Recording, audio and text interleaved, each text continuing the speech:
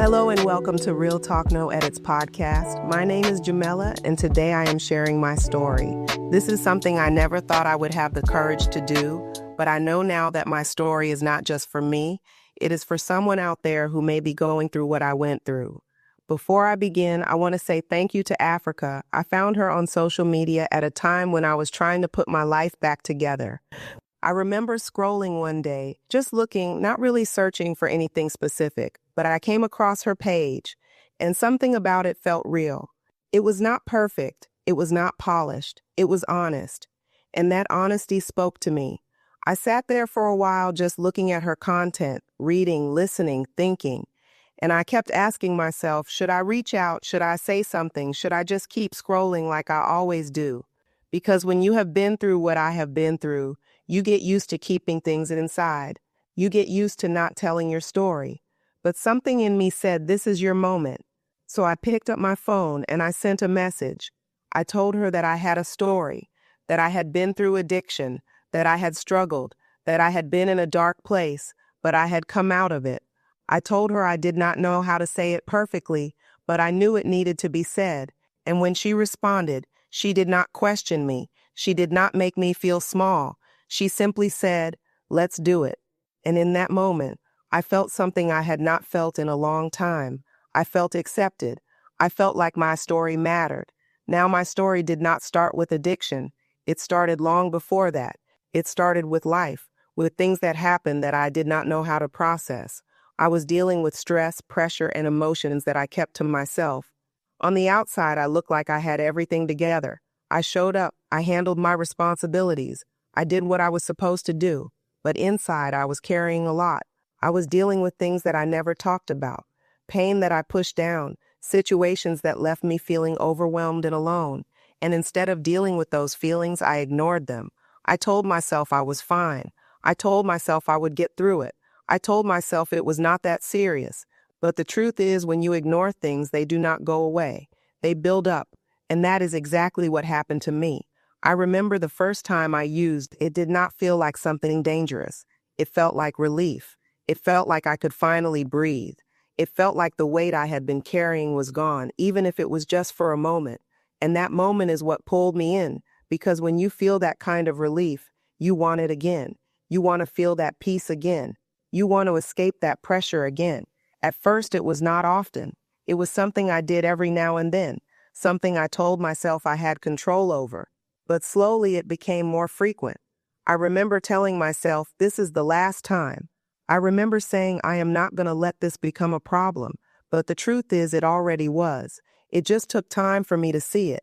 As time went on, I started depending on it. I started needing it just to feel normal.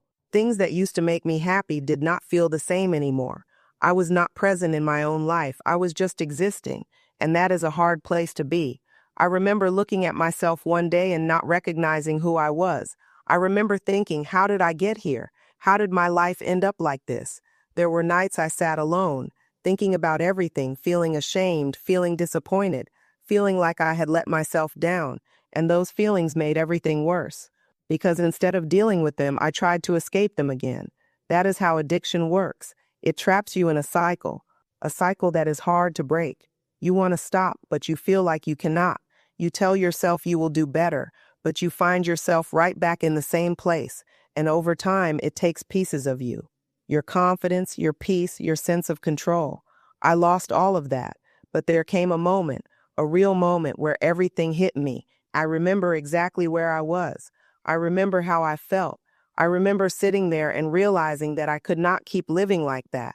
I realized that if I did not make a change, I was going to lose everything, and that scared me. That moment was not pretty.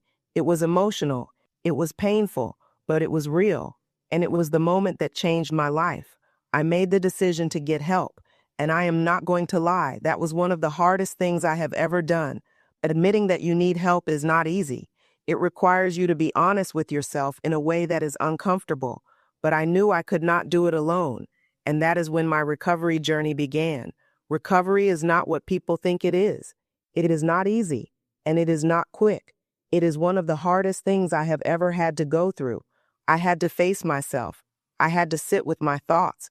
I had to deal with emotions that I had been avoiding for so long. There were days I did not want to get up, days I felt overwhelmed, days I questioned if I was strong enough to keep going, but I kept going, one day at a time. That became my focus, not thinking about everything at once, but just getting through the day.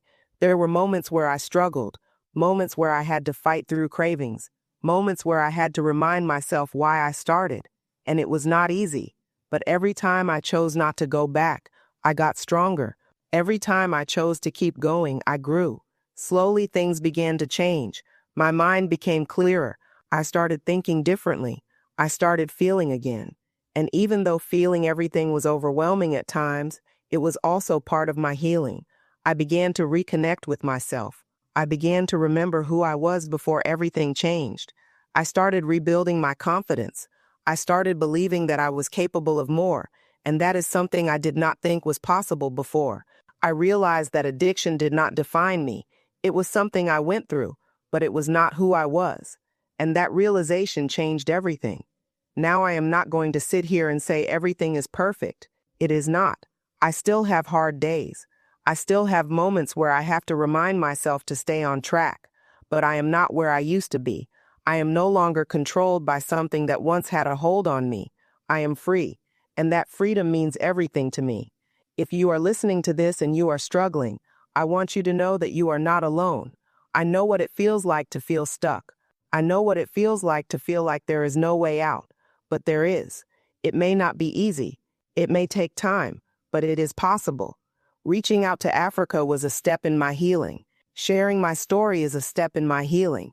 And I hope that by sharing this, it helps someone else take their first step. Your story is not over. You are not too far gone. You still have time to change your life. I hit rock bottom, but I did not stay there. I fought my way back. And if I can do it, you can too. Thank you for listening to my story.